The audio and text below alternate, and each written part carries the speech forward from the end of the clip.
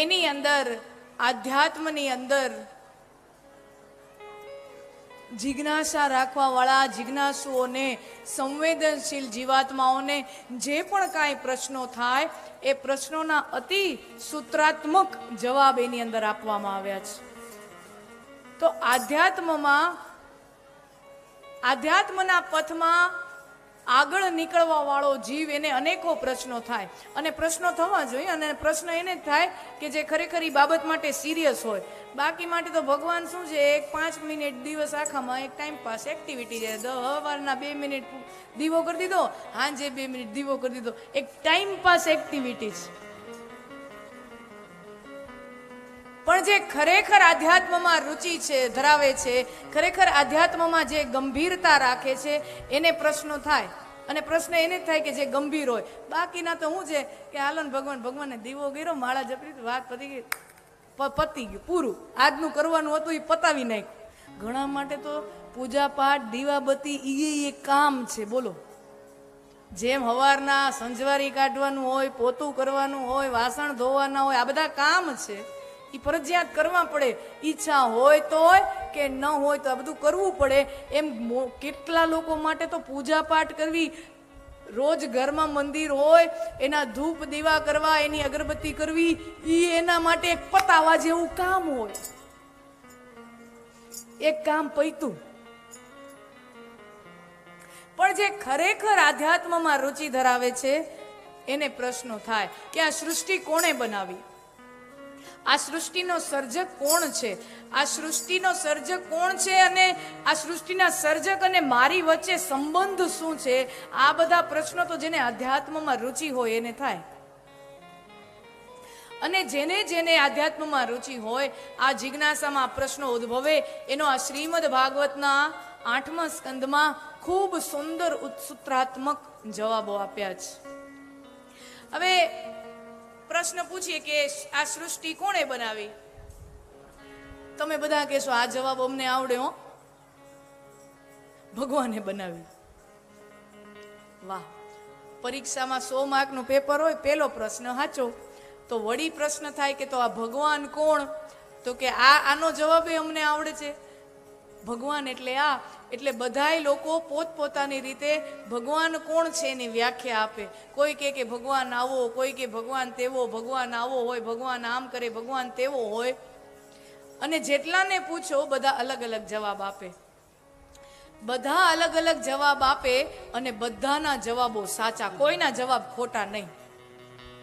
બધાના જવાબો સાચા. અહીંયા આટલા હજારો માણસો બેઠા છે, અહીંયા બધાને પૂછીએ કે ભગવાન કોણ, તો બધાય પોતપોતાની રીતે એનો નોખો નોખો જવાબ આપે, અને બધાયના જવાબ સાચા. અને આપણા જવાબ સાચા એમાં આપણે બહુ જ્ઞાની છીએ ને આપણે બહુ વિદ્વાન છીએ એવું નથી. ભગવાન એટલો વ્યાપક છે, ભગવાન એટલો મહાસમર્થ છે કે મારા ને તમારા જવાબોને સાચા ઠેરવી નાખે છે. કોઈ એમ કે ભગવાન 1000 હાથ વાળો, તોય જવાબ સાચા. નારાયણના 1000 હાથ. વિશ્વ રૂપ દર્શન જ્યારે ગીતાના 10મા અધ્યાયની અંદર ભગવાન બતાવે છે અર્જુનને, વિરાટ સ્વરૂપ ધારણ કરે ત્યારે ભગવાનના 1000 હાથ છે, 1000 મુખ છે. તો કોઈ એમ કે ભગવાનના 1000 હાથ, તોય જવાબ સાચો. કોઈ એમ કે ભગવાનના 1000 નહીં, આટલા હાથ. કોઈ એમ કે 16 હાથ, 8 હાથ, 12 હાથ, 6 હાથ, બધાયના જવાબ સાચા. એક સ્વરૂપ મળે હો. કોઈ એમ કે ભગવાનના 4 હાથ, તોય જવાબ સાચો, ચતુર્ભુજ નારાયણ. કોઈ એમ કે ભગવાનના 2 હાથ, તોય જવાબ સાચો.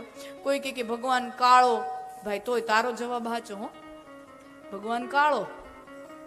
કોઈ એમ કે ના ભગવાન ગોરો, કાળો નહીં ગોરો, તોય જવાબ સાચો, મારો મહાદેવ. કર્પૂર ગૌરમ કરુણાવતારમ સંસાર સાર. મહાદેવ ગોરા છે, કર્પૂર જેવા ગોરા છે. આ તો ભસ્મનું લેપન કરે છે એટલે શ્યામ દેખાય છે, બાકી મહાદેવ તો ગોરા છે. કનૈયો શ્યામ છે, કનૈયો કાળો છે, મહાદેવ ગોરા છે. તો કોઈ કે જવાબ ભગવાન કાળા, તોય જવાબ સાચો. કોઈ કે ભગવાન ગોરા, તોય જવાબ હાચો, 1000 હાથ વાળો તોય જવાબ હાચો, 10 હાથ વાળો તોય હાચો, 11 હાથ, 12 હાથ તોય હાચો, 16 હાથ માતાજીના સ્વરૂપ છે. અષ્ટભુજા, 20 ભુજાળી. કોઈ એમ કે ચતુર્ભુજ, તો ચતુર્ભુજ નારાયણ 4 ભુજા વાળા. કોઈ કે ભના ભગવાન 2 હાથ વાળા, તોય જવાબ સાચો, રામ અને કૃષ્ણ. કોઈ એમ કે ભગવાન આવડા હાથ વાળા નહીં, ભગવાન ઠૂઠો, ભગવાન ઠૂઠો, તોય ભગવાન એવો ઉદાર છે, આપણો જવાબ હાચો કરી દે. હા ભાઈ, હું ઠૂઠો. જગન્નાથપુરીમાં ભગવાન જગન્નાથ, હે ભગવાન ઠૂઠો. અને કોઈ એમ કે ભગવાનના નહીં હાથ, નહીં પગ, નહીં મોઢું, ન કાંઈ નહીં, તોય કે ભગવાન કે તોય તારો જવાબ હાચો, ગોળ મટોળ શાલિગ્રામ, गोल मटोल शालिग्राम. तुम जिस स्वरूप में उसकी पूजा करना चाहते हो, जिस स्वरूप में उसकी कल्पना करना चाहते हो, वो उस स्वरूप में तुम्हारे सामने प्रत्यक्ष खड़ा हो जाता है. वो उसी स्वरूप में तुम्हारे सामने आता है जिस स्वरूप में तुम उसकी कल्पना करते हो.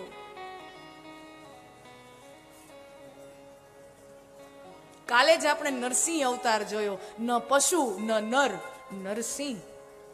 તમે જે કલ્પના કરો, કોક કે માછલું, કાચબો, બધા એકો એક અવતાર મળે છે આપણે ત્યાં. મત્સ્ય અવતાર, કુર્મા અવતાર, વરાહ અવતાર, વામન અવતાર, નરસિંહ અવતાર, પરશુરામ, રામ, કૃષ્ણ, બુદ્ધ.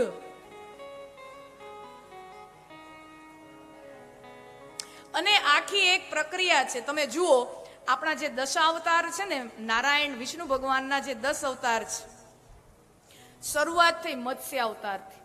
આની અંદર વિજ્ઞાન છુપાયેલું છે, આ 10 અવતારની અંદર પણ, કે આ સૃષ્ટિનો કેવી રીતે વિકાસ થયો. સૌથી પહેલા જળમાં સૃષ્ટિ હતી, તો સૌથી પહેલો જીવ ક્યાં હતો? જળની અંદર, જળનું માછલું. હવે જળનું માછલું જળ વિના બહુ વાર રહી ન શકે, એને બહાર કાઢો તો બહુ સમય સુધી ટકી ન શકે. તો પછી સર્વાઈવલ ઓફ ધ ફિટેસ્ટ, જીવને પોતાનો વિકાસ કર્યો. તો પછી કુર્મ અવતાર થયો, કાચબાનો. એ પાણીની અંદર રહી શકે, પાણીની બહાર પણ લાંબા ગાળા સુધી રહી શકે. પણ કાચબાનો એક વાંધો, એ હાલે બહુ ધીમો, એનામાં સ્પીડ ના હોય. એટલે વરાહ, વરાહમાં ગતિ છે. અને જેમ જેમ જેમ વિકાસ થતો જાય, પશુતા ના ઉચ્ચ કક્ષાએ અને મનુષ્યતાના ગૌણ કક્ષાએ એ નરસિંહ અવતાર, એટલે ન પશુ અને નર, ત્યાંથી શરૂઆત થાય. અને પછીથી જેટલા અવતારો છે તમે જોજો, એ બધા માનવ રૂપના અવતારો છે. પરશુરામ, રામ, કૃષ્ણ, બુદ્ધ. બુદ્ધને પણ આપણે ત્યાં 9મો અવતાર ગણ્યો છે. ટૂંકમાં શરૂઆત થઈ મત્સ્યથી. અને આજનું વિજ્ઞાન પણ એમ કહે છે કે સૌથી પહેલો જીવ પાણીમાંથી આવ્યો તો, ને ધીમે ધીમે ધીમે વિકાસ થયો છે.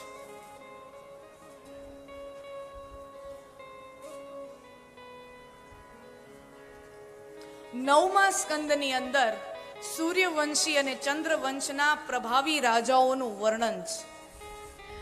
સૂર્યવંશમાં રામ થયા અને ચંદ્રવંશમાં કૃષ્ણ, ભગવાન કૃષ્ણનું પ્રાગટ્ય થયું.